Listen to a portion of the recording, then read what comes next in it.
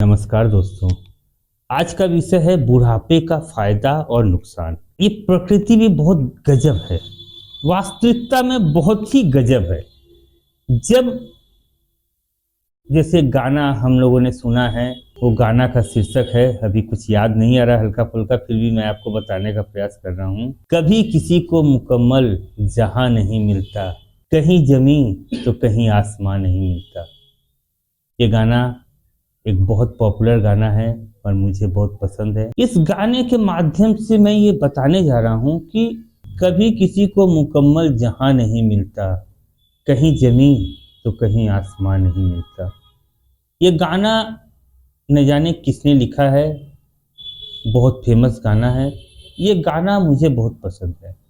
इस गाने से ये पता चलता है कि इस दुनिया में हर व्यक्ति अधूरा है, किसी को कुछ भी पूरी तरह नहीं मिलता। आज मैं बुढ़ापे की बात बता रहा हूं तो जवानी के बारे में भी बताऊंगा। तो देखिए, जवानी में मनुष्य के पास शारीरिक शक्ति बहुत होता है, परंतु बुद्धि और विवेक और अनुभव और जीवन को देखने का दृष्टिकोण उतना गहरा नहीं होता जितना एक बुढ़े व्यक्ति के पास होता है।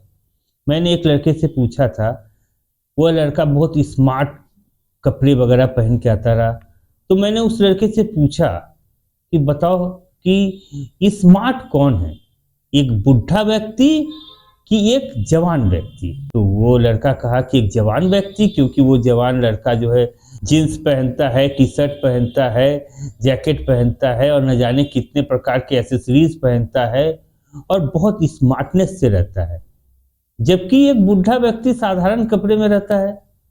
तो मैंने उससे पूछा, ये बात बताओ कि किसी भी देश का एक राष्ट्राध्यक्ष या प्रधानमंत्री या राष्ट्रपति 50 से ऊपर के ही लोग ज्यादा मिलेंगे। किसी भी देश का प्रधानमंत्री या राष्ट्रपति 20 से 30 के रेंज में तो नहीं मिलेंगे या नामुमकिन ही है। तो लड़का कहा, ये तो सत्य है। तो मैंने कहा, बताओ कौन स्मार्ट हुआ? जिसके पास पावर है, जिसके पास शक्ति है, वो स्मार्ट हुआ। जो स्मार्ट सोचता है, जिसको जीवन की अनुभव है, जिसको जीवन का ज्ञान है, वो स्मार्ट है। जिसके पास जीवन का ज्ञान है, जिसके पास जीवन की अनुभव है, जिसके पास जीवन को देखने का दृष्टिकोण है, जो निर्णय लेने की शक्ति है, वो स्मार्ट है। कि कोई जींस पहन लेने से या नए तरह के फैशनेबल कपड़े पहन लेने से स्मार्ट हो जाता है? तो वो लड़का निरुत्तर हो गया। पर मैं आज आपको बुढ़ापे के कुछ फायदे बताऊंगा, क्योंकि देखिए, मैं ना वृद्ध में हूं, नहीं पूरी तरह जब एकदम नौजवान हूं, तो मुझे दोनों का ही एक बैलेंस पता है और मैं आज आपको इन दोनों के फायदे और नुकसान के बारे में बताऊं। सबसे बड़ी बात बुढ़ापे में नुकसान है कि हम सब जानते हैं कि हमारा शरीर उतना साथ नहीं देता है। हम दिमागी रूप से और हमारे पास अनुभव, हमारे पास निर्णय लेने की शक्ति और हमारे पास ज्ञान और हमारे जीवन ने हमें जो मार्गदर्शन दिया है उसका अनुभव तो हमारे पास होता है, परंतु हमारे पास एक वृद्ध व्यक्ति के पास जीवन का अनुभव होता है। एक वृद्ध व्यक्ति के पास उनके गुजरे हुए कल में जो अच्छे और बुरे अनुभव है, उन अनुभवों से प्राप्त ज्ञान होता है, जो कि एक युवा के पास, एक नए लड़कों के पास नहीं होता है। इसीलिए किसी देश के राष्ट्राध्यक्ष एक उम्र दराज व्यक्ति ही होते हैं। कभी भी एक नौजवान व्यक्ति को राष्ट्राध्यक्ष की पद तक नहीं रखा जाता, क्योंकि एक नौजवान के पास शक्ति तो भरपूर है, शक्ति बिल्कुल है, परंतु उसके पास उतनी अनुभव नहीं होता है जीवन को देखने का, क्योंकि उतनी अनुभव न होने के कारण वह नौजवान निर्णय लेने में भी कई बार गलत निर्णयों को ले सकता है। परंतु एक वृद्ध व्यक्ति जो जीवन के अनुभवों से सीखा है, वह व्यक्ति निश्चित तौर पर एक अच्छे निर्णय को ले सकता है। जैसे जैसे व्यक्ति प्रौढ़ होता जाता है, उसके जीवन में समझ बढ़ती जाती है, वह अपने भावनाओं को नियंत्रण करने लगता है, वह अपने जीवन के